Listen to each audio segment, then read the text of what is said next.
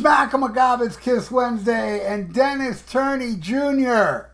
He came up for with a track by track he wanted me to do, which is Lick It Up from Kiss versus Triumph Never Surrender. I'm a big fan of both albums.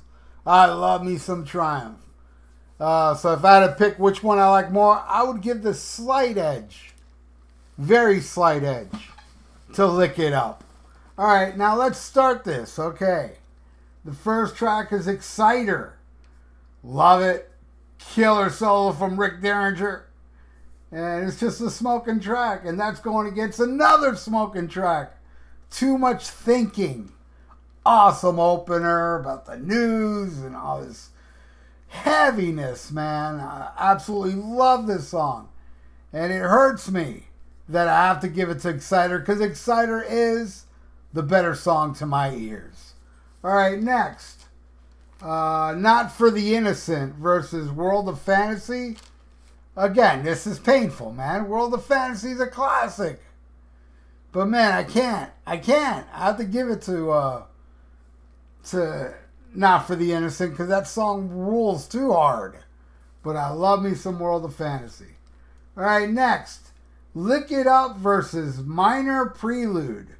Now, Minor Prelude is just a little instrumental with Rick on the guitar showing, all his skill. And it's very impressive and awesome. And it's going against Lick It Up, where Paul and Gene and all these people have better skill than this. This song sucks. I know a lot of you don't think that. But to me, Lick It Up is the worst song on this album. And I think that's why a lot of people don't know how awesome this album is, because it's called Lick It Up. But I'm going with Minor Prelude, man. By far. All right, next. Young and Wasted versus All the Way. All right, this is going to mess you all up that know me. And you know that to me, Young and Wasted is the greatest Kiss song ever. But I got to say, All the Way wins. Dead serious. Most underrated Triumph song. Not even heard of. I don't think they've ever played it live. It's kind of like Fight the Good Fight Part 2, but all the way heavy. It's awesome. And it gets no attention, not even from the band. And I think it's better than Young and Wasted, so I'm giving that one a Triumph. All right, next. Gimme More versus Battle Cry. And Battle Cry is kind of like whatever. I'm going to give that one to Kiss. Give Me More. All right. And we flip the album over. It's All Hell's Breaking Loose versus Overture, which is okay, but it's really just an intro. And I dig All Hell's Breaking Loose, so I'm going to give that one to Kiss. All right, next. Million to One versus Never Surrender. Painful. So close, but I'm going with Triumph, man. Barely with Triumph, because I love A Million to One.